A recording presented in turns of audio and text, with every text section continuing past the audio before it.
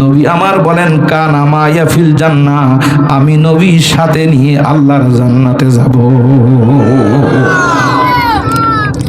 এই জন্য নবীজির সঙ্গে জান্নাতে যেতে চান যারা, দুটি হাত আল্লাহকে দেখাই দেন তারা। নারাই তাকবীর, নারাই তাকবীর। হাত নামান আমার ভাইরা।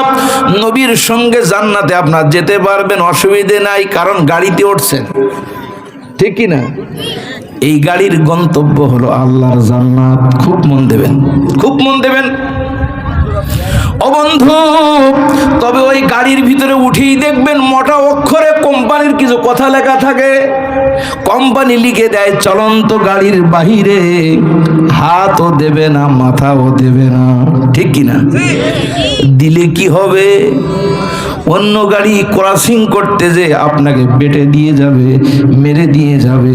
আপনার টিকিট থাকবে, সিট থাকবে, কিন্তু কোম্পানির কথা না শোনার কারণে আসল গন্তব্যে পৌঁছানো সম্ভব না। জোরে কোন ঠিক কিনা? তাই যদি হয় বাবা আল্লাহর এই জান্নাতের বাগানে বসছেন, এখানে আল্লাহ রাব্বুল আলামিনের কথা আছে কি নাই? জোরে বলেন আছে কি নাই?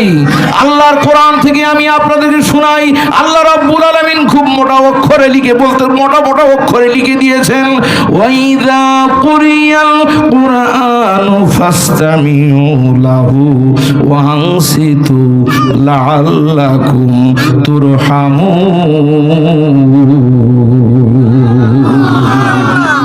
আল্লাহ বলছেন যখন তোমাদের সামনে কোরআনে কারীম পাঠ করা হবে, ফাসতামিউ, তখন তোমরা মনোযোগ সহকারে শ্রবণ করবে। এই ফাসতামিউ শব্দের ব্যাখ্যা করতে যে মুফাসসিরিন কিরামগণ বলছেন, অনেক মানুষ দেখবেন বাজারে বাদাম বিক্রি করে আর ওয়াজ শুনে। এটা কিন্তু ফাসতামিউ না, এটা ফাসমাউ, আওতায় চলে যাবে, সাধারণ শোনা। কিন্তু ফাসতামিউর অর্থ হলো এরকমই, দিলের কান দিয়ে শুনবে, আমলের খেয়ালে শুনবে, দাওয়াতের খেয়ালে শুনবে, আর ওয়াংসিতু, স্টপ হয়ে যাবে, নড়াচড়া করবে না, আরেকজনকে শোনার জন্য বিঘ্নতা সৃষ্টি করবে না। আল্লাহ তাআলা বলেন লাআল্লাকুম তুরহামুন, আশা করা যায় এই দুই খেয়ালের সাথে যদি ওয়াজ শুনতে পারো, আল্লাহর রহমতের ভাগীদার হয়ে যাবা। তাহলে ওয়াজ হবে যতক্ষণ নীরব থাকবেন ততক্ষণ। রাজি আছেন তো ইনশাআল্লাহ? কথা বলবো না, হ্যাঁ? এই আয়াতের তাফসীর বুঝার যে মুফাসসিরিন কিরামগণ দর্শন দিয়েছেন, আমাদের এলাকায় দেখবেন ইঁদুর শিকার করে বিড়ালে, দেখছেন না? কিন্তু কোনোদিন যদি সুযোগ পান দেখবেন গর্তের মুখে ইঁদুর বসে যেভাবে, আল্লাহর কোরআন শুনতে হবে সেভাবে। বলে হুজুর কেন, ইঁদুরের দিকে তাকাই কি শিখবো? ও বন্ধু, যে গর্তের ভিতরে ইঁদুর থাকে এটা শিকার করার জন্য বিড়াল যখন বসে দেখবেন লেজটাও নাড়ায় না, চোখের পলকটাও ফেলায় না, ঠিক কি না? টার্গেট থাকে, মাথা বের করলেই ধরবো। আপনার টার্গেট এরকম থাকবে, ওলামায়ে কেরাম কথা বলবে, দিনের খেল কান দিয়ে টপ টপ টপ টপ করে ধরে নেব। রাজি আছেন? রাজি আছেন? যদি এমন ভাবে ধরতে পারেন বন্ধুরা আমার, জিন্দেগি ভর শোনা লাগবে না। এই একটা ওয়াজ আপনার আমার জীবনের জন্য হেদায়াতের রাস্তা দেখাই দিতে পারে, ঠিক কিনা বলেন? ইমানের সাথে অবিচল থেকে আমার মরণ যেন হয়। চাই কি চাই না? ইমানের সাথে মরণ চাই না? ইমানের সাথে অবিচল থেকে আমার মরণ যেন হয়। মিনতি আমার তোমারই কাছে, ওগো মহা মহিয়ান, ইমানের সাথে অবিচল থেকে আমার মরণ যেন হয়। বলুন আল্লাহুম্মা আমিন। আমার ভাইরা, আমি পবিত্র কোরআনে কারিম থেকে সূরা মুলকের মধ্য থেকে ছোট্ট একটি আয়াতে কারিমা তেলাওয়াত করেছি। এর ভিত্তিতেই কিছু কথা আপনাদের সামনে আলোচনা করতে চাই। সেজন্য যে এলেমের দরকার তাহা তো আমার ভিতরে নাই। আমি আপনাদের চেয়ে আরো অজ্ঞ একজন মানুষ। কি বুঝে যে আল্লাহর পাগলের আমাকে ডাক দিয়েছেন, হক আদায় করার জন্য বসেছি। এই জন্য ভিক্ষুকের ন্যায় আমার মালিকের কাছে আমি দুটি হাত বাড়াই আর আপনাদের কাছে দোয়া চাই, কিছুদিনের কথা যেন আল্লাহ তাআলা আমার কণ্ঠ দিয়ে আমার মধ্য থেকে আমল করতে পারে। আল্লাহ যেন বলার তৌফিক দিন। সকলেই দুহাত তুলে আল্লাহর কাছে বলুন আল্লাহুম্মা আমিন। সবাই বলুন বিসমিল্লাহির রহমানির রহিম। আল্লাযী খালাকাল মাউতা ওয়াল হায়াতা লিয়াবলুয়াকুম আইয়ুকুম আহসানু আমালা ওয়া হুয়াল আজিজুল গফুর। আল্লাহু আকবার। আলোচনা হবে কিসের থেকে? কোরআন থেকে। জোরে বলেন কিসের থেকে? এমন বিধানের কথা বলেছি বাবা, যেহেতু তাফসীরুল কোরআন মাহফিল না, এই যে আল্লাহ পাক রব্বুল আলামিন যে কোরআন নিয়ে আজকে আমরা আলোচনা করব, এত বড় দামি গ্রন্থ যার নাম ধরলে সওয়াব হয়। সুবহানাল্লাহ বলবেন না? যার সঙ্গে মিশে থাকলে ইজ্জত বেড়ে যায়। সুবহানাল্লাহ বলেন। রমজান মাস আসতেছে না, রমজান মাসে আলাদা কদর না, রমজানের ভিতরে কোরআন থাকার কারণে রমজান মাসের ইজ্জত বেড়ে গেছে, সম্মান বেড়ে গেছে। সুবহানাল্লাহ বলেন। শুধু রমজান মাসের না, যার ভিতরে কোরআন তার ইজ্জত আল্লাহর কাছে কি বেশি। জোরে বলেন কি?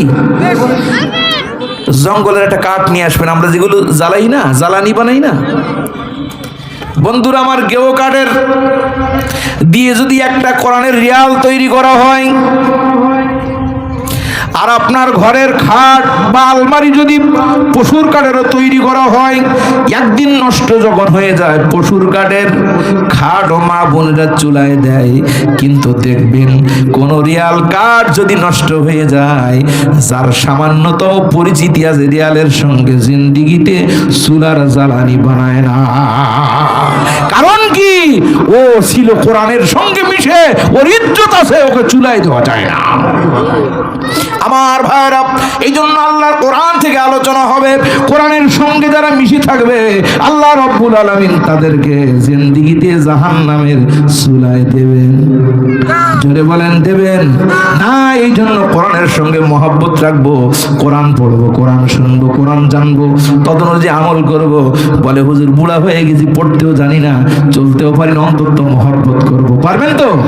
মহব্বত করবো, কোরআনের চুমা দেবো। বন্ধুরা আমার, কপাল পোড়া অনেক নসিবমন্দ। কোরআনে তো কোরআন চুমা দেওয়া দূরের কথা, কোরআনে চুমা দিতে না পারলেও ইন্তাজ বিড়ির পাশায় হাজার হাজার বারে চুমা দিতে দিতে ঠোঁটগুলো কালো হয়ে গেছে, আল্লাহর কাছে কিছু ভাবতে ভাব। এই জন্য মহব্বত রাখবো কোরআনের সঙ্গে। রাজি আছেন? রাজি আছেন? কিন্তু দুঃখে বুক ভরে যায়। এই কোরআন আল্লাহ তাআলা কেন দিলেন? আমার ভাইরা গভীর মনোযোগ দিবেন। আমার হাতে এটা কি? মোবাইল। সবাই এর সাথে পরিচিতি। এই মোবাইল যিনি আবিষ্কার করেছেন, তার লক্ষ্য উদ্দেশ্য ছিল, আসল উদ্দেশ্য কি জানেন তো? দূরের মানুষের সাথে কথা বলা। তাই তো নাকি? একটু জবাব দেন, তাই তো নাকি? কিন্তু এই মোবাইল আবিষ্কার করার পরেই টর্চ লাইট কোম্পানি মার খেয়ে গেছে। কারণ এর ভিতরে টর্চ লাইটের ফাংশন আছে। এই মোবাইল আবিষ্কারের পরে রেডিও কোম্পানি মার খেয়ে গেছে, টিভি কোম্পানি মার খেয়ে গেছে, আর ভিসিআর কোম্পানি কপালে তো ঝাঁটা লেগেছে এই মোবাইল নাজিল হওয়ার পরে। একটু জোরে জোরে বলেন কথা ঠিক কিনা? কিন্তু আসল উদ্দেশ্য কি? মোবাইল যিনি আবিষ্কার করেছেন, একটি টিভি দেখার জন্য, ভিসিআর দেখার জন্য, ক্যামেরাতে ছবি উঠানোর জন্য, অডিও ভিডিও করার জন্য, টর্চ লাইট জ্বালানোর জন্য? বলে না হুজুর, এগুলো ফ্যাংশন থাকলেও আসল উদ্দেশ্য হলো আল্লাহ। এই মোবাইল আসল উদ্দেশ্য হলো দূরের মানুষের সঙ্গে কথা বলা। জোরে কোন ঠিক কিনা? আমার ভাইয়েরা, কোরআন নাজিল কর, কোরআন এমন একটি বিধান, কোরআনে ওই রকম বহু রকম ফ্যাংশন আছে। কি ফ্যাংশন রয়েছে? আপনার সন্তান সন্তানের যদি জ্বর হয়, কোনো অসুস্থতা হয়, কোরআন থেকে আয়াতে কালিমা পড়ে পড়ে ফুঁক দেবেন, মুহূর্তে আপনার শরীরের তাপগুলো নেমে যাবে। বিশ্বাস হয় আপনাদের? কারোর বাচ্চার যদি জ্বর হয়, ইয়া নারুকুনি বারদাও সালামুন আলা ইব্রাহিম, এই আয়াত তেলাওয়াত করবেন। আপনার জবান যদি পবিত্র হয়, পবিত্র জবানে পবিত্র কালাম একবার পাঠ করবেন, সঙ্গে সঙ্গে তাপ নেমে যাবে। সুবহানাল্লাহ। আমার বন্ধুগণ, এই কোরআনের আয়াত দিয়ে যদি আপনার কোনো জিনি যদি কারো ধরে, ফুঁক দেবেন, জিনি ধরা মহিলা ভালো হয়ে যায়, ঠিক কিনা? পুরুষ ভালো হয়ে যায়। আমার বন্ধুগণ, আপনার লাউ গাছে যদি ইঁদুর লাগে, কোরআন দিয়ে আপনি দোয়া দেবেন, লাউ গাছে ইঁদুর দূর হয়ে, লাউ গাছের ইঁদুর পোকা দূর হয়ে যায়, নারিকেল গাছের ইঁদুর দূর হয়ে যায়। কিন্তু বন্ধুরা আমার, এখন বলেন আল্লাহ তাআলা কোরআন নাজিল করেছেন কি নারিকেল গাছের ইঁদুর তাড়ানোর জন্য, লাউ গাছের পোকা দূর করার জন্য, বিজলিকে জিন ছাড়ানোর জন্য না, না, না, এই জন্য না। যদি ওই ফাংশন গুলো কোরআনের মধ্যে আছে, কোরআন নাজিল করেছেন আল্লাহ তাআলা যত উদ্দেশ্যে, তার মধ্যে অন্যতম উদ্দেশ্য হলো, অন্যতম উদ্দেশ্য হলো বিমা তাহকুমা বাইনান নাস। আল্লাহ বলছেন যত উদ্দেশ্যে আমি কোরআন নাজিল করেছি, তার অন্যতম উদ্দেশ্য হলো বিশ্ব শান্তি এবং নিরাপত্তার জন্য আল্লাহ তাআলা কোরআন দিয়েছেন। সুবহানাল্লাহ বলেন। পরস্পর মানুষের মাঝে এই কোরআন দিয়ে যদি বিচার ফয়সালা হতো, আল্লাহর কসম এই সমাজের ভিতরে এই হাতাহাতি দুর্নীতি থাকতো না, থাকতো না, থাকতো না। কিন্তু কপাল এত পড়া আমাদের প্রত্যেকের বাড়ি কোরআন আছে, আছে না? কার কার বাড়ি কোরআন আছে একটু দেখেন তো। যার যার বাড়ি কোরআন আছে, আল্লাহু আকবার, জোরে বলেন আল্লাহু আকবার। আমাদের প্রত্যেকের বাড়ি কোরআন আছে, তাফসীর মাহফিলে কোরআন আছে, আছে না? হেফজখানায় কোরআন আছে। আমার বন্ধুগণ, সব জায়গায় কোরআন থাকলেও বাংলাদেশের বিচার ব্যবস্থায় কোরআন কি আছে? জোরে বলেন, কোরআন কি আছে?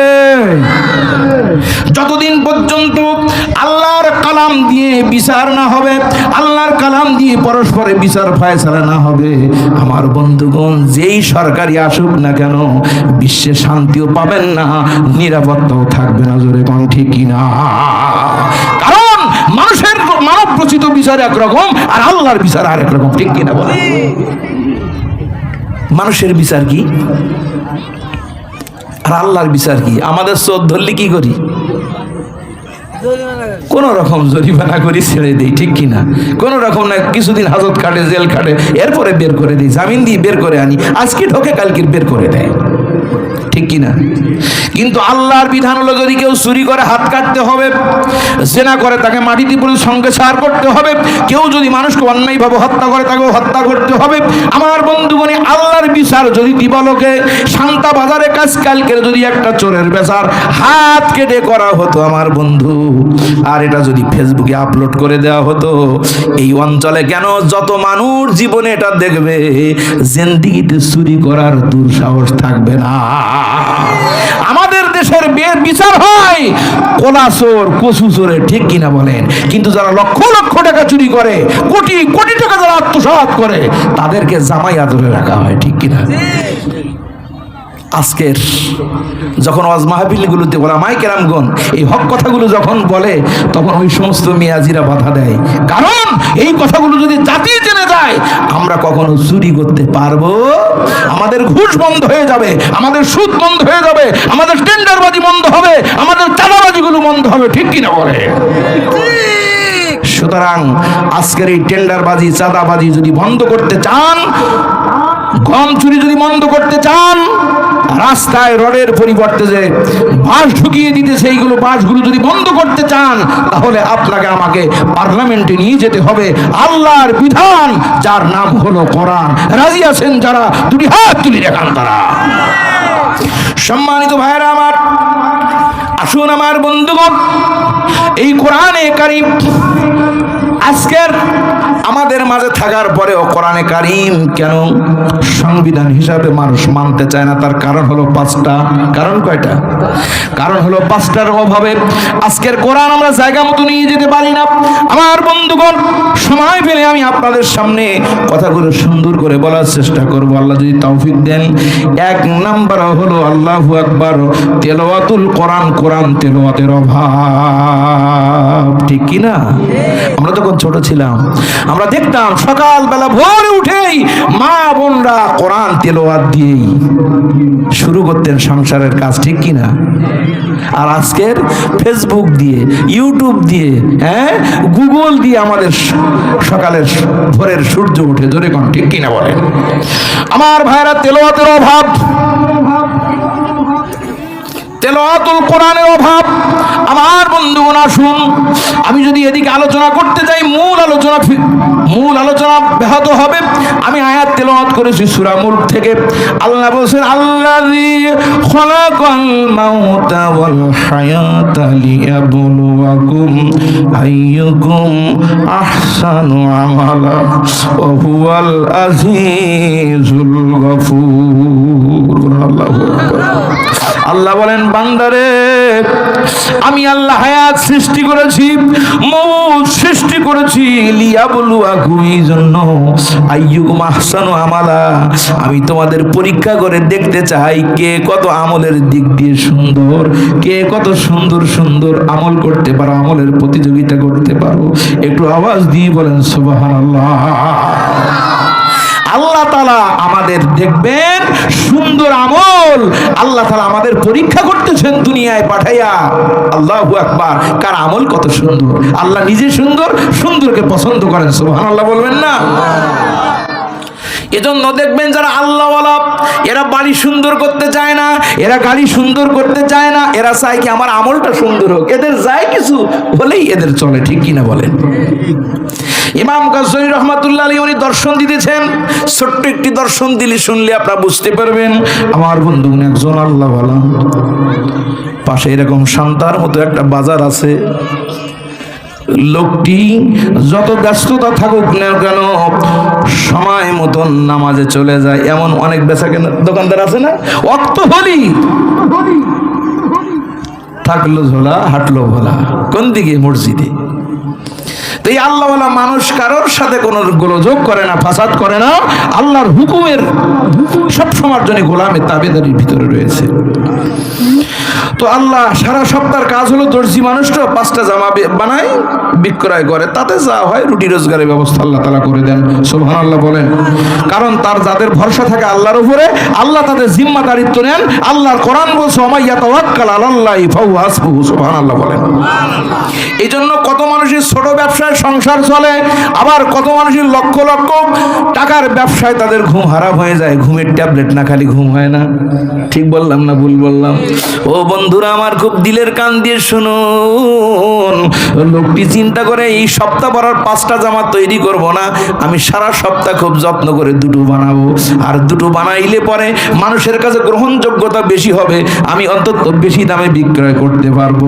এইভাবে সারা সপ্তাহ ধরে 2টা জামা তৈরি করে বাজারে যেয়ে পড়ছে। হঠাৎ করে একজন খরিদ্দার এসে বলে, হুজুর আপনার জামার দাম কত? বলে একটা জামা নিলে 100 টাকা। কত টাকা? 100 টাকা। আমার ভাইয়ের 100 টাকার কথা বললে উনি জামা 2টো উল্টে পাল্টে দেখলেন, দেখে চলে যাচ্ছেন। কাপড়ের দোকানে দেখবেন কি, একটা মহিলা যদি একটা শাড়ি নেয় অন্তত কমপক্ষে 30টা ঘোলাবো, ঠিক না? আমার ভাইরা, তো যখন মিলিয়ে যখন চলে যায়, আল্লাহওয়ালা লোকটি বলে, বাবা শোনো, দাম কি বেশি চাওয়া হয়েছে? বলে না। তাহলে তুমি নিলে না কেন? বলে নিলাম না। বলে না, অসুবিধে না, আমি কিছু মনে করব না। বাবা তোরে 2টি হাত ধরে বলি, তুই নিলে না কেন? বল তোর কি পছন্দ হয়নি? বলে না, পছন্দ হয়নি। কেন পছন্দ হলো না সেটাও বলতে হবে। জামাটা উঁচু করে বলে, হুজুর আপনার জামার এখানে সেলাই ভালো হয়নি, এখানে ফিটিং হয়নি। বলেই বলে, বাবা খুব আদর যত্ন করে ছেড়ে দিল। বাবা যা, তুই জীবনে একটা ভুল আমাকে ধরিয়ে দিলি বলে পিটি আস্তে আস্তে আবদারে চড় দিয়েছে। লোকটা চলে যাচ্ছে। এত কিছু করলাম, তারপরে লোকটা কিছু মনে না করে আমাকে ভালোবাসা দিল। লোকটা যখন চলে যায়, আল্লাহর বলি তখন দু চোখের পানি ছেড়ে দিয়ে কেঁদে বুকু ভাসায়। পাশের লোকগুলো ছুটি আসে, এমন ভালো মানুষ, এমন ভদ্র মানুষ জীবনে কোনোদিন চোখে দেখিনি। আহারে লোকটা কেন কান্দে? সবাই আসে বলে কান্দেন কেন? কোনো কথা বলে না। পাশের দোকানদার বলে ভাই আমি এতটুকুন শুধু জানি, ওই লোকটা আসলো আর এই লোকটা জামা দুটো ভাঁজ ভেঙে এলোমেলো করে চলে যাচ্ছে। এরপরে লোকটা কান্না শুরু করেছে, বলে ধরো। ওকে ধরলো, ধরার পরে বলে হুজুর কান্দে কেন? বলে দোহাই লাগে ছেড়ে দে, তোদের হাতে ধরি পায়ে ধরি, আমি কিন্তু কিছু বলিনি। বলে না কিছু বলিনি, কান্দিস কেন বল। ওরে যখন মারধর করবে হুজুর বলতে খবরদার ওর মারিস নি, ওর ছেড়ে দে। তাহলে আপনি বলেন? বলে তা বলবো না। বলে তা যদি না বলেন ওরে কিন্তু ছাড়বো না। হুজুর বলতে বাবা বলতে চাইনি, যখন শুনতে চেয়েছি ওরে ছেড়ে দে বলে দেই। ওরে ছেড়ে দিল। হুজুর বলতে বাবা কিয়ামতের ময়দান যেদিন শুরু হয়ে যাবে, কিয়ামতের ময়দানে মুসিবতের কালে আল্লাহ পাক রব্বুল আলামিন সেদিন কিয়ামতের দিন সর্বপ্রথম যে হিসাব হবে সেটা হলো নামাজের হিসাব। কার নামাজটা কত সুন্দর হলো দেখবেন কে? আরো জোরে বলেন কে দেখবেন? ও বন্ধু আমার, আল্লাহ যদি আমার এক একটা করে, আল্লাহ বলছেন আহসানু আমালা, আমি সুন্দর আমল দেখতে চাই। আল্লাহ যদি আমার আমল এক একটা করে হাতে উঁচু করে, আর ওই ব্যক্তির মতো যদি ত্রুটি ধরে, তোর নামাজে রুকু হয় নাই, তোর নামাজে সেজদা হয় নাই, তোর নামাজে তাসবিহ তাহলিল হয় নাই, তোর নামাজের ভিতরে রুকুন হাকানগুলো ঠিক মতো আদায় হয় নাই, তাদিলে আরকান হয় নাই, আল্লাহু আকবার এমন করে করে তোর রোজা হয় নাই, তোর জিকির আজকার হয় নাই, তোর তেলাওয়াত হয় নাই, এমন করে যদি ফেলে দেয়, আহারে সেদিন তো আমার মতন কপাল পড়া আর দুর্ভাগা আল্লাহর জমি সেদিন কিয়ামতে আর কেউ থাকবে না। বাবারে তোরা ওরে ছেড়ে দে, ওর দোষ না, ও আমার একটা জীবনের ভুল ধরে নিয়েছে। এই জন্য ভাই বলি, বন্ধু বলি রে, আল্লাহ পাক দেখতে চান সুন্দর আমল, ত্রুটি মুক্ত আমল, শিরক মুক্ত আমল আল্লাহ তাআলা দেখতে চান, বেদাত মুক্ত আমল আল্লাহ তাআলা দেখতে চান। এই জন্য আপনাদের হাতে ধরে পায়ে ধরে বলি বাবা, আল্লাহ তাআলা যত উদ্দেশ্যে আপনাকে আমাকে পৃথিবীতে পাঠিয়েছেন, তার আর একটা উদ্দেশ্য হলো আল্লাহর ইবাদত করতে হবে, আল্লাহর গোলামি করতে হবে, আমল করতে হবে সুন্দর। জোরে বলেন কথা ঠিক কিনা? সুন্দর আমল করতে হবে। কি আমল? সুন্দর আমল, ত্রুটি মুক্ত করতে হবে। আব্বা জানেন আসুন, আওয়ান আব্দুল্লাহ ইবনে মাসউদ রাদিয়াল্লাহু তাআলা আনহু قالন নবী সাল্লাল্লাহু আলাইহি ওয়াসাল্লাম, হযরত আব্দুল্লাহ ইবনে মাসউদ রাদিয়াল্লাহু তাআলা থেকে একটি বর্ণনা আমি দেখেছি কিতাবুল মুফরাদের মধ্যে একটি হাদিস। ওখানে নবীজির কাছে জিজ্ঞাসা করতেছে আইয়ুহাল আমালু আহাব্বু, আইয়ুহাল আমালু আহাব্বু ইলাল্লাহি আযজা ওয়া জাল্লা, ইয়া রাসূলুল্লাহ হাবিবাল্লাহ গো, আপনার কাছে জানতে চাই, আপনার কাছে জানতে চাই আল্লাহর কাছে অধিক পছন্দনীয় আমল কোনটা? রসুল আব্দুল্লাহ ইবনে মাসউদ রাদিয়াল্লাহু তাআলা আনহু তিনটা আমলের সন্ধান দিয়েছিলেন। আমি ওই হাদিস পরিপূর্ণ পড়তেছিলাম, রসুল তিনটার পরে বলিনি। রাবিকে জিজ্ঞেস করা হলো, রাবি নিজেই বর্ণনা করতেছেন, আমি তিনটা শুনেছি, নবীজি তিনটার উত্তর দিলেন। আমি যদি আরো শুনতাম, নবীজি আমাকে আরো বলতেন, আমি শুনে নাই, এই জন্য রসুল আমাকে বলে নাই। এই জন্য আমি তিনটার বাইরে বলবো না। তিনটা সুন্দর আমলের প্রতি আমি আপনাদের একটুখানি ইঙ্গিত দিয়ে আমার আলোচনা শেষ করো। আল্লাহ যেন তৌফিক দেন, জোরে বলুন আমিন। কয়টা আমল? তিনটা আমল, যেমন তেমন নাই, এমন আমল যে আমল আল্লাহর কাছে অধিক পছন্দনীয়। এখন আল্লাহর অধিক পছন্দের আমল যদি কেউ করে, লোকটা আল্লাহর পছন্দের হবে, ঠিক কিনা বলেন? এজন্য বাবা গভীর ভাবে দিলের কান দিয়ে আমলের খেয়ালে শুনবেন, দাওয়াতের খেয়ালে শুনবেন। তিনটি আমল শুনে যাও, শুধু নিজের কাছে রাখবেন না, আরেক ভাইয়ের কাছে বলবেন, ভাই আজকের মাহফিলে গেলাম, তিনটা আমলের কথা শুনলাম, এই তিনটা আমল যদি কেউ করতে পারে আল্লাহর কাছে সে অধিক পছন্দের বান্দা হয়ে যাবে। নাম্বার 1 আসসালাতু আলা ওয়াক্তিহা, এক নাম্বারটা হলো ওয়াক্ত মতন নামাজ আদায় করা। নামাজ আদায় করি ঠিকই, কিন্তু অনেক মানুষ আছে ওয়াক্ত মতন পড়ে না। হাদিসের ভিতরে আসছে 3 শ্রেণীর মানুষ নামাজ পড়েও তাদের নামাজ আল্লাহর দরবারে কবুল হয় না। তার 1 নাম্বার হলো যারা দিবরে নামাজ পড়ে। ইয়া রাসূলুল্লাহ, হাবিবাল্লাহ, দিবরে পড়া কোনটা? মানে যারা পড়তেছি পড়বানে এরকম করতে করতে জোহরের নামাজ প্রায় আসর ওয়াক্তের গায়ে পড়ে, আলস্য করে, আছে না? তার মানে নামাজের ওয়াক্ত হওয়ার পরে আলস্যতা রাখা যাবে না। যখনই বলবে হাইয়া আলাস সালাহ, তখন যদি হাতে কুড়াল থাকে বলবে পালা, ঠিক কি না? যখনই মসজিদে আযান হবে হাইয়া আলাস সালাহ, হাতে কাজ কাম যা আছে সব দিবেন, ফালাই, পারবেন তো? কিন্তু বন্ধুরা আমার, মুনাফিকের চিন্তা তো এইরকম না। আমার বন্ধুগণ, কিছু কিছু নামাজি আছে, এখানেও থাকতে পারে রাত যদি 1টা পর্যন্ত চলে। সকালবেলা মসজিদে আজান হবে, মসজিদ বলবে হাইয়া আলাস সালাহ, 2-1 বলবে আজকে তোরা চালা, ঠিক কি না? আছে না এরকম? কিন্তু বন্ধুরা আমার, নামাজ ওয়াক্ত মতন পড়তে হবে। খুশি হবেন কে? আরো জোরে বলেন, খুশি হবেন কে? ও বন্ধু, যত নামাজ, যত ইবাদত আছে, নামাজ ইবাদত, রোজা ইবাদত, হজ ইবাদত, যাকাত ইবাদত, আল্লাহর প্রত্যেকটা হুকুমের আনুগত্য করা হলো ইবাদত। কিন্তু আল্লাহ তাআলার কাছে নামাজ কত প্রিয় দেখুন। জিবরাইল আমিন ডাক দিয়ে বলে, আল্লাহ তোমার কাছে জানতে চাই। আল্লাহ পাক তার বান্দাকে এত আদর করে, মহব্বত করে মানুষ সৃষ্টি করেন, উদ্দেশ্য কি? যে আল্লাহ রাব্বুল আলামিন বলে, ইয়া আইয়ুহান নাসু উবুদু রাব্বাকুমুল্লাযী খালাকাকুম। আল্লাহু আকবার।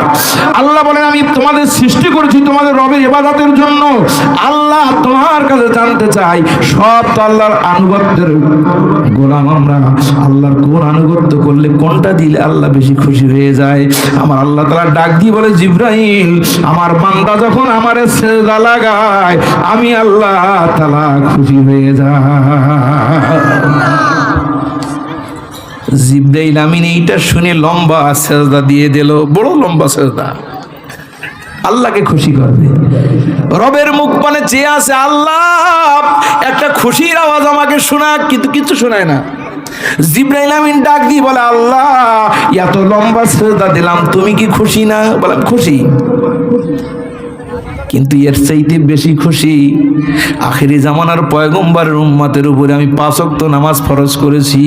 প্রত্যেক রাকাতে 2টো করে সিজদা। একটা সিজদায় আমরা সর্বোচ্চ 3 বার, 5 বার অথবা 7 বার সুবহান রাব্বিয়াল আলা বলি, ঠিক কি না? আপনার অতটুকু সিজদা আল্লাহ বলে, জিবরাইল তোমার লম্বা সিজদা আমি খুশি, তার চাইতে বেশি খুশি উম্মতি মুহাম্মাদের সিজদায়। একটু জোরে বলা যাবে কি সুবহানাল্লাহ?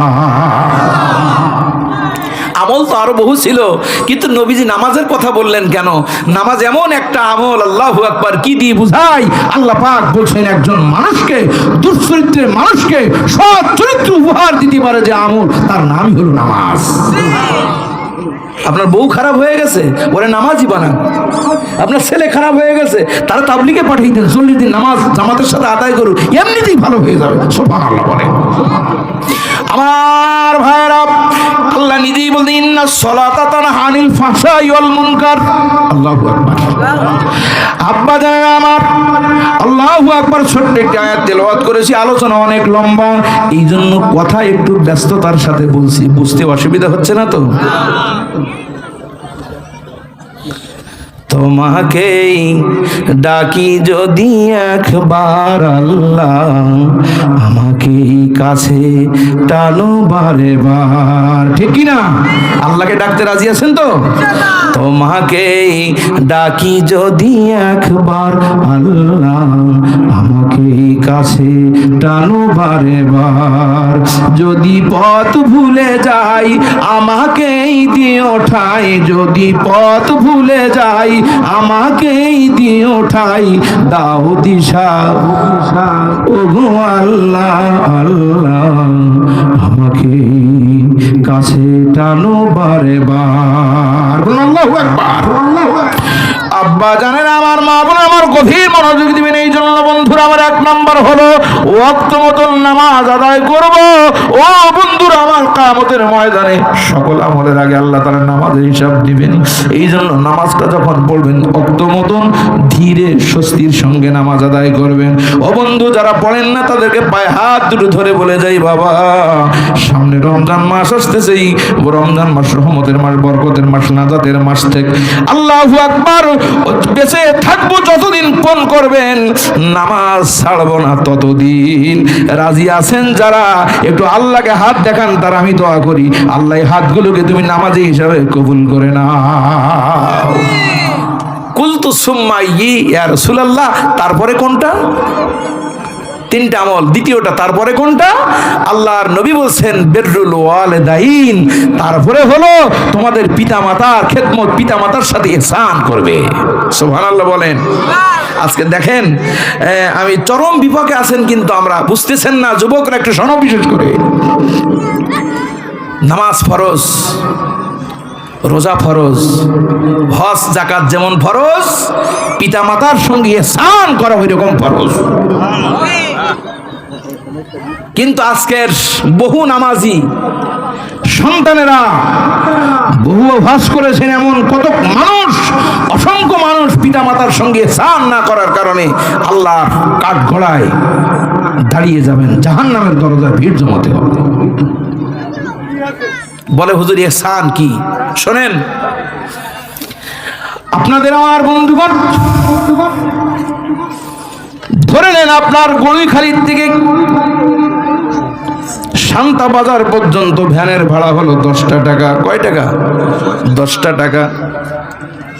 ভ্যানে উঠছেন, উঠেই তাকেই দেখেন বাজানের মতো একজন মুরব্বী মানুষ ভ্যান চালাচ্ছে।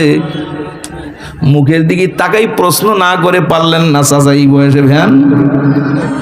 চাচা অমনি করে গামছা দিয়ে চোখটা মুছে আর বলে, বাবা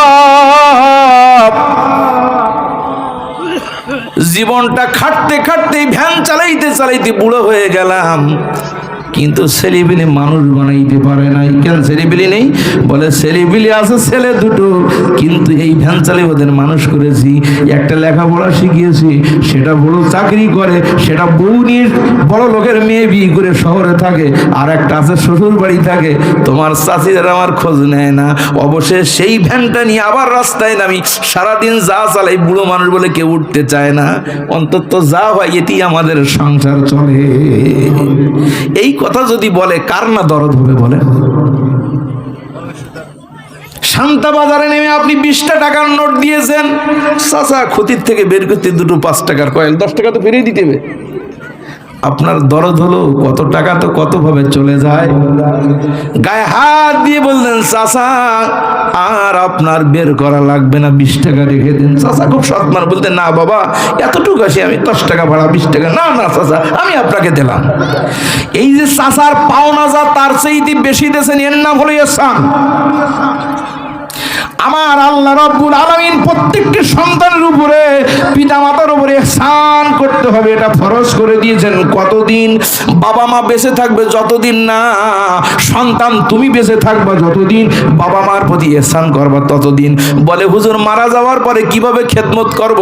বুখারীর ভিতরে আসছে, মুসলিমের ভিতরে ওখানে আসছে, 4টা না, এক জায়গায় 4টা কাইফিয়াতের কথা আছে। 4টা কায়দায় বাবা মার সঙ্গে মারা যাওয়ার পরে ইহসান করা যায়। কিন্তু আজকের দেখেন ইহসান কি? বড় শীতকাল গেল কয়েক মাস আগে, ওগো সন্তান বিদেশি কম্বল না হলে তোমার শীত মানায় না। বাবা মার বেডের কাছে যে দেখো, তাদের ওই সেই 17, 18, 20 বছর আগের কাঁথা গায়ে দেয়, অনেক ওজন। সন্তান লেখাপড়া শিখেছো, কি বিদ্যা শিখলে পিতা মাতার সঙ্গে যে ইহসান করতে হয় কিভাবে, এটা আজও জানো না।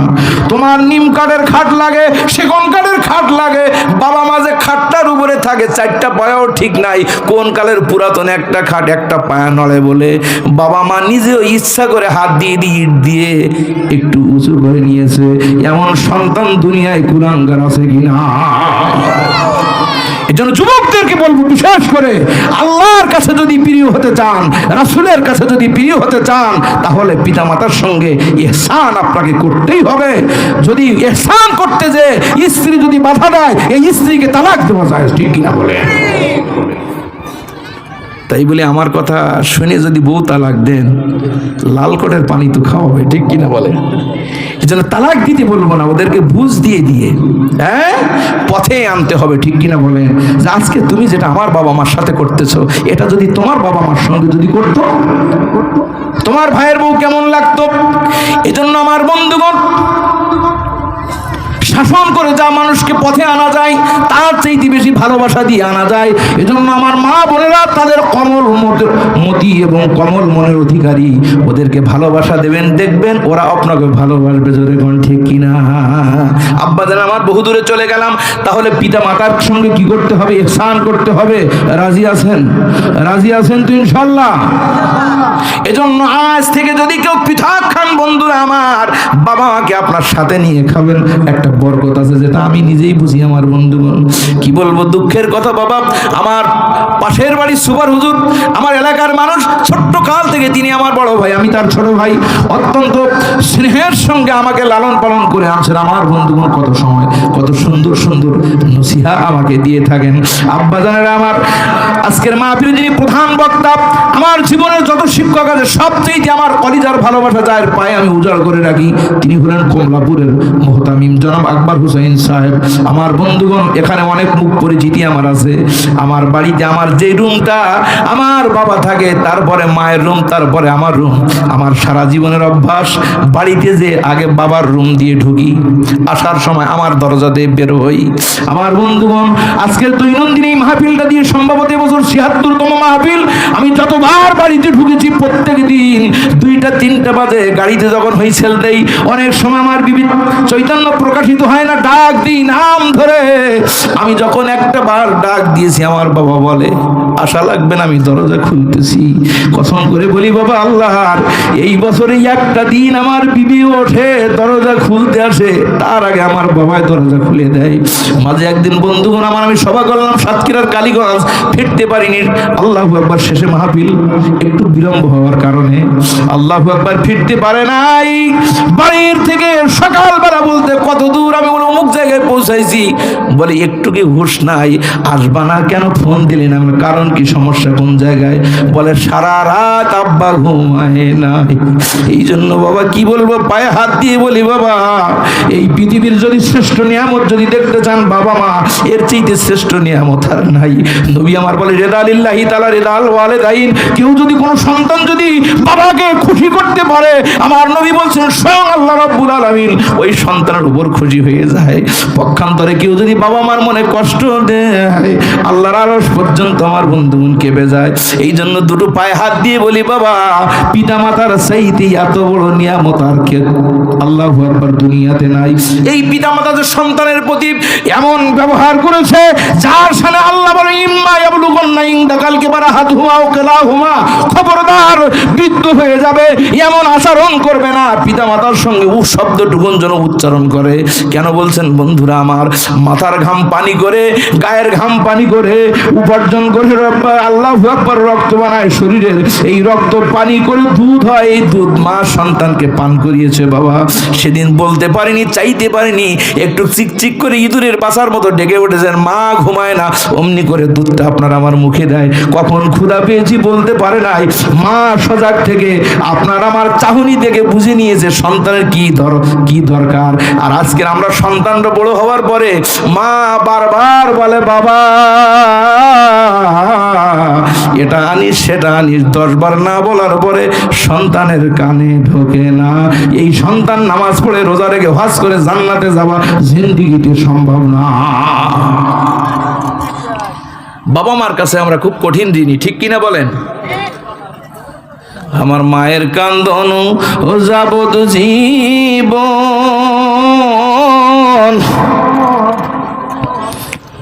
2-4 মাস বোনের কান্দন রে, আমার ঘরের পরিবারের কান্দন 2-4 দিন পর থাকে না। জন্ম দুঃখিনী মা, গর্ভধারিণী মা, দুঃখের দরদি আমার জন্ম দুঃখী মা, দুঃখের দরদি আমার জনম দুঃখী মা। কথা ঠিক কিনা? সন্তানের ওই প্রসব কালে ভাসে মাদু নয়ন জলে, সন্তানের ওই প্রসব কালে ভাসে মাদু নয়ন জলে, সন্তানের ওই লইয়া কোলে ভোলে প্রসব বেদনা, দুঃখের দরদি আমার জনম দুঃখী মা, গর্ভধারিণী মা, জনম দুঃখিনী মা, দুঃখের দরদি আমার জনম দুঃখী মা। জোরে বলেন কথা ঠিক কিনা? হাত উঁচু করে বলেন ঠিক কিনা? আমার ভাইয়েরা, আমার মায়েরা, এই জন্য বাবা মা কত বড় জিনিস। আমার বন্ধুগণ কি বলবো, বিশ্ব নবীর কাছে যে এক ব্যক্তি বলে ইয়া রাসূলুল্লাহ হাবিবাল্লাহ গো, আমার সহচর্যে দুইজন ব্যক্তি নবী গো খেদমত করব কার? নবী মার কথা বললেন তিনবার, তোমার মার। ক্বালা সুম্মা মান, নবী বললেন ক্বালা উম্মুকা, তিনবার মার কথা বললেন, এরপরে বাবার কথা, এরপরে অন্যান্য বন্ধু বান্ধবের কথা। এই হাদিসের দিকে লক্ষ্য রাখেন, নবীজি মার কথা তিনবার বললেন কেন? কারণ মা তার সন্তানের প্রতি এত বড় দয়া পরবাস, যা পৃথিবীর সমস্ত পুরুষ যদি একত্রিত হয়, একজন মা সন্তানের জন্য যা করে, তাম পৃথিবীর সকল পুরুষ একত্রিত হয়ে এমন কাজ আছে যা করতে কখনো পারে না। দেখছেন কোনদিন? যুবক ওয়াজ শুনছে, মানুষ সব মানুষের ঋণ শোধ করতে পারবে, কিন্তু মার ঋণ শোধ করতে পারবে না। বলে মা, হুজুর যে ওয়াজ করেছে আমার অর্থ তো কম নাই, তুমি কি নিলে শোধ হবে? বলে বাবা হুজুর তো ঠিকই ওয়াজ করেছে। বলে না, তুমি যা চাবে তাই দেবো। মা তো আসলে পাগলের বুঝাইতে পারে না, বলে বেশি কিছু দেওয়া লাগবে না, এটা পাকা আম দিস। এটা পাকা আম নিয়ে আসছে, মা আমটা হাতে নিয়ে কান্না শুরু করেছে। মা আম দিছি, কান্দো কেন? বলে বাবা আম দিছিস ভালো, কিন্তু আমি রাতের বেলা খাবো না, তো অসুবিধা, আমি রেখে দিই। রেখে দিচ্ছে। বলে বাবা কোথায় রাখবি? বলে ফ্রিজে। বলে না। শোকেজে? বলে না। কোথায় রাখবি? বলে আমার মন বলে সেই একটা আমে যদি তুই আমার ঋণ শোধ করতে চাস, আমি আম রাখতে বলবো, যেখানে সেখানে রাখতে হবে। বলে কোন জায়গায়? বলে তুই যখন ছোট ছিলে, রাতের পরে রাত, সপ্তাহের পরে সপ্তাহ, আমি তোকে রেখেছিলাম যেখানে, একটা রাতের জন্য আমটা রাখবি সেখানে। বলে মা কোন জায়গায় একটু বলে দাও, অসুবিধে নেই আমি রাখবো। মা বলছে তুই যখন ছোট ছিলি আমি বুকের মাঝে তোকে জড়াই ধরে রাখতাম। বলে মা অসুবিধা নাই, এক রাত কেন 10 রাত রাখবো। কিন্তু দেখেছেন দেখি কোনোদিন আম যুবক বুকের উপরে নিয়ে, আমার বন্ধুগণ ঘন্টা খানিক পরে যখন ঘুম আসবে নাক ডাকায়, আম কি বুকের উপরে না পিঠের তলে? ভোরবেলায় ঘুম থেকে উঠে দেখে আম পিঠের তলে, কিন্তু আম কি পাকা আম কি ভালো আছে না ফেটে গেছে? ফাটা আম রস টপ টপ টপ করে। বলে মা এই নাও গো আম। মা আম দেখে দু চোখের পানি ছেড়ে দিয়ে কান্দে। মা গো তুমি কান্দো কেন? বলে বাবা তোর ফাটা আম দেখে, রস দেখে কান্দতেছি। বলে মা একটা দিকেছে, অসুবিধা কি 10টা আনবো? বলে বাবা আমের জন্য কান্দি না, একটা কথা আমার স্মরণ হয়ে গেছে। বলে কি? বড় বড় বিপদ থেকে আল্লাহ আমাকে হেফাজত করেছে। বলে মা গো কি বিপদে ছিলে?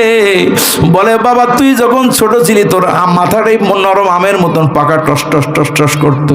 তোরকে ডাইনি রাখতাম, যখন প্রস্রাব করে ভিজিয়ে দিছিস, বাম পাশে ভিজিয়ে দিছিস, পিঠের নিচে শুকনা জায়গায় রাখতাম, ভিজিয়ে দিছিস। ভিজা জায়গায় রাখলে অসুস্থ হয়ে পড়বি। বাবা তোকে আমি বুকে জড়াই ধরে শুকনা কাপড়ের সারাটা রাত রেখেছি। আমার ঘুম আসতো, আমি ঘুমাই নাই, কারণ আমি যদি ঘুমিয়ে যাই, আমার সন্তান যদি বুকের ওপর থেকে টলে যদি পড়ে যায়, আর মাথাটা আমার পিঠের নিচে চলে যায়, আমার সন্তানের মাথাটা তো পেটে যাবে। ওই রকম কষ্ট করে প্রহাস পড়বে, আমার সন্তানের মুখ আমি কিভাবে দেখবো বাবা? এই খেয়ালে আমি তোর মা কত রাত, কত সপ্তাহ গেছে, কত মাস গেছে, আমার ঘুম আসতো, কিন্তু আমি তোর মা ঘুমাই নাই। তোদের জন্যই এত কষ্ট করেছি। সারাদিন তোর বাবা যা খেটে আনছে, আগে তোদের খাওয়াইছি, থাকলি আমি মা খেয়েছি, না খাইলে আমি মুখে দেয় নাই। এক টুকরা ছিল, খাইতে বসেছি, তোর ছোট ভাইটাই এত দুষ্ট ছিল, আমি তোর মা আমার হাত থেকে নিয়ে মুখে দিয়েছে, আমি মা খুশি হয়েছি, কোনোদিন রাগ করে নাই বাবা। এখন তুই বোঝ এই সমাজের মা সন্তান মায়ের কাছে কত বড় ঋণী।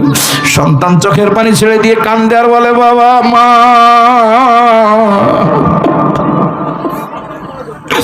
আজকের বাস্তবে বুঝতে শিখেছি ও গো মা, একটা সন্তান আল্লাহু আকবার তার পিতা মাতার কাছে কত ঋণী। মা, আমার বুকের চামড়া দিয়ে যদি তোমার পায়ের জুতো বানাইয়া দেই, ঋণ সত্য দূরের কথা, আমার সমস্ত সম্পদ যদি কোটি কোটি বার যদি বিক্রয় করে মা গো তোমার পায়ের তলে দেই, আমার জীবনটা কেটে যদি টুকরো টুকরো করে ও মা তোমার পায়ের নিচে রাখি, আমি যারা পরিমাণ ঋণ শোধ করতে পারবো না। ও যুবকরা, সন্তান যুবকরা, গোলাইখালীর যুবকরা, এই মা যাদের পাশে আছে আল্লাহু আকবার, অন্যায় যদি করে থাকো আজকের বাড়িতে যে দুটো পাও ধরে মাপ চেয়ে নিবি, কারণ যেই পায়ে তুই হাত দিবি তোর ইজ্জত বেড়ে যাবে। নবী আমার বলে আল জান্নাতু তাহতাল আখদামিল উম্মাহাত, আর যেই পায়ে তুই হাত দিবি ওই পায়ের নিচে সন্তান তোর বেহেশতে রেখেছেন কে? আরো জোরে বলুন কে?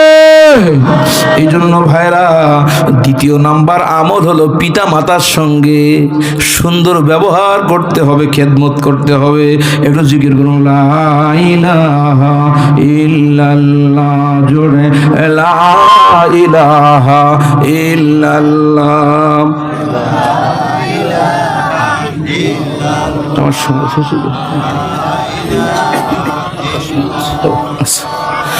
লা ইলাহা ইল্লাল্লাহু মুহাম্মাদুর রাসূলুল্লাহ সাল্লাল্লাহু আলাইহি ওয়াসাল্লাম। আলহামদুলিল্লাহ, আলহামদুলিল্লাহ। ওয়াইজ ভাই আসছেন নাকি? ঠিক আছে।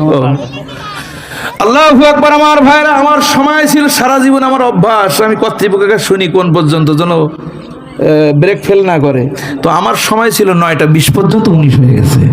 কর্তৃপক্ষ 10টা মিনিট আমাকে বর্ধিত করেছেন, সেজন্য কর্তৃপক্ষকে ধন্যবাদ। কি আপনারা বেজার হচ্ছেন নাকি? কষ্ট পাচ্ছেন নাকি?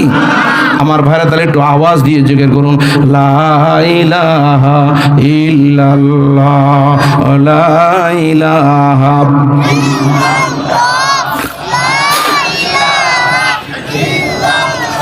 লা ইলাহা ইল্লাল্লাহু মুহাম্মাদুর রাসূলুল্লাহ। আল্লাহকে একটু ডাকার অভ্যাস রাখবেন, পারবেন তো?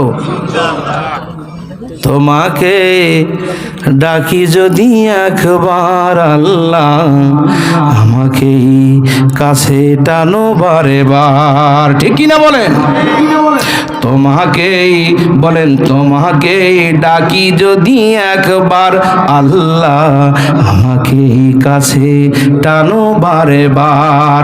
যদি পথ ভুলে যাই আমাকেই দিও ঠাই, যদি পথ ভুলে যাই আমাকেই দিও ঠাই, দাও দিশা এতটুকু না বোদার আল্লাহ, আমাকেই কাছে টানো বারে বার। কুলতু সুম্মা ইয়া রাসূলুল্লাহ, ইয়া রাসূলুল্লাহ, হাবিবাল্লাহ গো।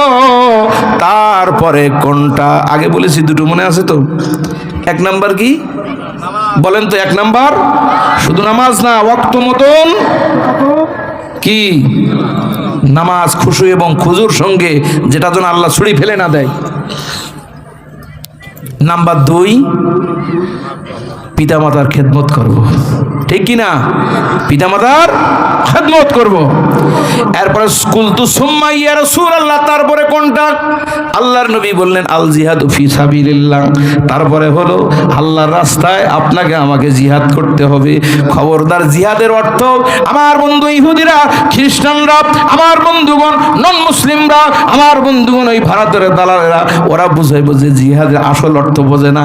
ওরা মনে করে জিহাদ অর্থ মারামারি কাটাকাটি, কিন্তু খোদার কসম জিহাদ অর্থ মারামারি নয়, কাটাকাটি নয়। জুহুদুন শব্দ থেকে উৎপত্তি, যার অর্থ হলো আপ্রাণ চেষ্টা চালানো। জোরে কোন কথা, ঠিক কিনা? তাই যদি প্রয়োজনে দরকার হয় সেক্ষেত্রে, ঠিক কিনা বলেন? আজকের আমি আপনাদের সহজ উপায়ে একটি জিহাদের অনুপ্রেরণা দেব। সেটা হলো, দীর্ঘদিন পরে আমরা তো শুধু মৌলবীরা চিল্লাচিল্লি করি যে সৎ লোকের শাসন চাই, কি বলি না এটা? আল্লাহু আকবার। এই সৎ লোকের শাসন পাইতে গেলে জিহাদের দরকার আছে কি নাই? জোরে বলেন, জিহাদের দরকার আছে কি নাই? এবার আবার আসতে বললেন কেন? মারামারি করতে বলবো না আমি আপনাদেরকে। সেটা হলো সাহাবীদের সময় যুদ্ধের সময় তাদের কি ছিল? তরবাল ছিল, ঢাল ছিল। আমার বন্ধুগণই আধুনিক আপডেট এখন আপনাকে আমাকে জিহাদ করতে হলে ওই ভোট কেন্দ্রের বুথের ভিতরে অন্ধকারে যে আপনাকে জিহাদ করতে হবে, কারোর গায়ে মারতে হবে না।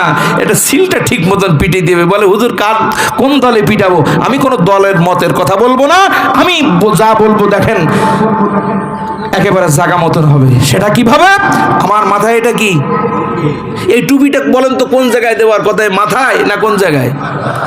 অনেকে দেখবেন বসে বসে যদি লেখে এরকম হাঁটুর করে রাখে। এসে বলেন এই হাঁটুই রাখা জিনিস না মাথায় রাখা জিনিস? ভালো করে বলেন কোথায় রাখা? তাহলে মাথায় রাখাটা হলো ইনসাফ। মাথায় রাখা কি?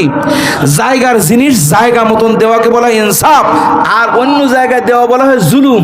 আর আল্লাহ বলেন আল্লাহু লা ইয়াহদিল কওমাজ জালিমিন, জালেমদেরকে আল্লাহ তাআলা কখনো রাস্তা দেখান না, হেদায়েত দেন না।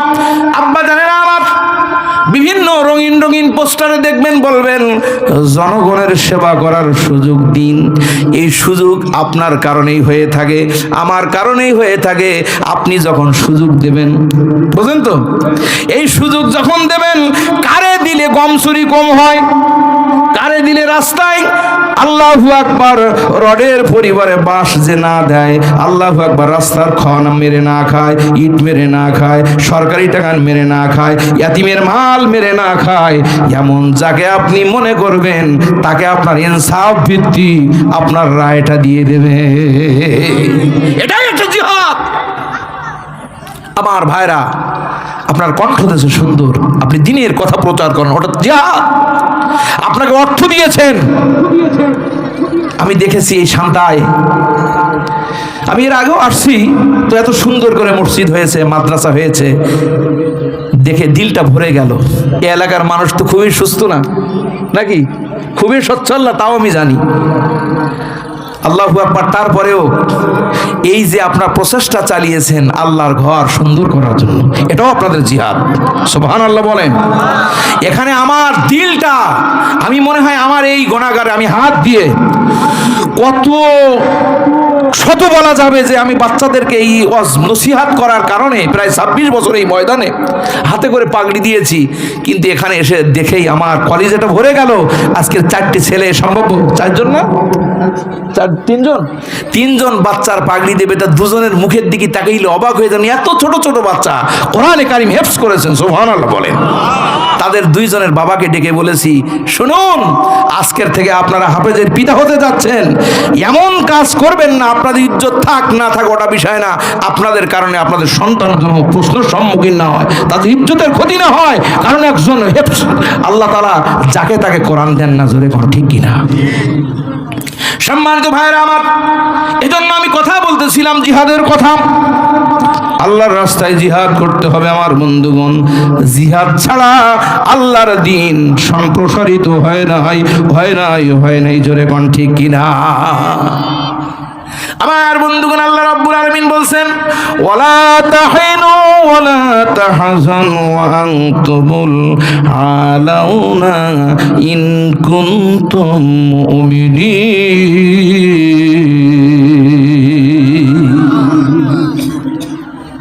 সেদিন এই আয়াতের প্রেক্ষাপট দেখবেন, সেদিন লোক সংখ্যা এত বেশি ছিল না, অস্ত্র এত বেশি ছিল না, তবু মুসলমানরা বিজয় লাভ করেছিল জিহাদের ময়দানে। কিসের মাধ্যমে, কোন শক্তির বলে বলিয়ান হয়ে? নিশ্চয় সে বল ছিল তাদের ঈমানের বল।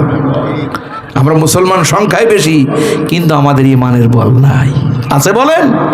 আছে? আমরা মরণের ভয় পাই, আমরা স্বার্থের পিছে ছুটি, আমাদের ঈমানের ঘাটতি। যেই কারণে আজকের সারা পৃথিবীতে আজকের মুসলমান কিন্তু আজকের আমরা মার খাচ্ছি, ফুটবলের মতো আমাদেরকে খেলে নিয়ে বেড়াচ্ছে আমাদের ঈমানের ঘাটতির কারণে। এজন্য আল্লাহ বলছেন, ওয়ালা তাহিনু ওয়ালা তাহজান ওয়া আনতুমুল আলাউনা ইন কুনতুম মুমিনিন। হরফে শর্ত দিয়ে আল্লাহ বলছেন, যদি মুমিন হও ভয় পেও না, টেনশন করো না, বিজয় তোমাদের নিশ্চিত। সুবহানাল্লাহ বলেন। বদর যুদ্ধের সময় এই আয়াত নাজিল হয়েছিল। বন্ধুরা আমার, 313 জন কাফেরদের কাছ থেকে, হাজার হাজার মানুষের কাছ থেকে বিজয়ের পতাকা ছিনিয়ে এনেছিলেন, ঠিক কিনা বলেন? আর আজকের গোটা বাংলাদেশের 313 জন না, প্রায় 4.5 লক্ষর মতো জুমা মসজিদ আছে। তাহলে আমরা 4.5 লক্ষ তো শুধু ইমাম আছি, আর খতিব আছে কিছু কিছু শহরের মসজিদে। যেমন আমি একটা মসজিদে খতিবগিরি করি, আমার ইমামও আছে। তাহলে ওই 4.5 লাখ, 4.5 লাখ খতিব, 4.5 লাখ মসজিদ, আর আমাকে বউ ছেলেপিলি তো আছে, ঠিক কিনা?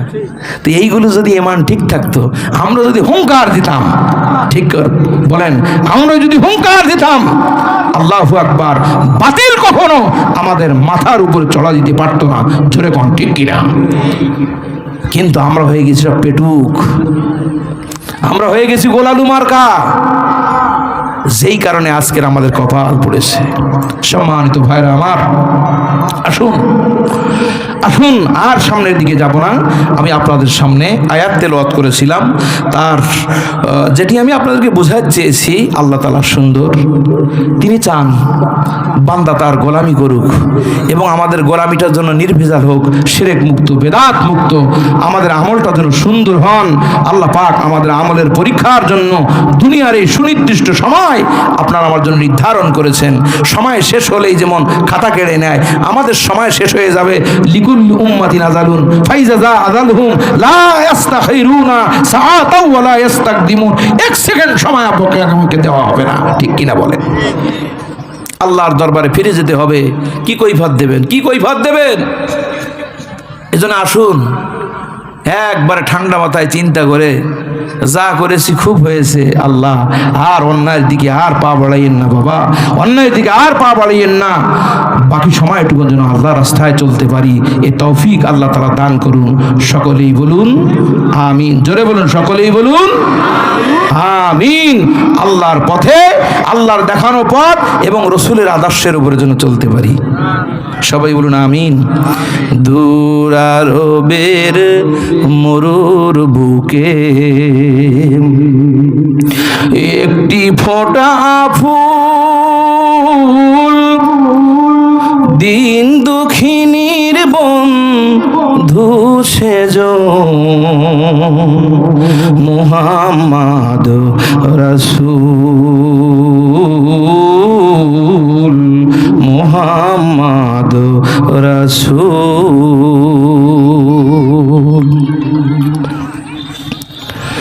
দূরারবের মরুর বুকে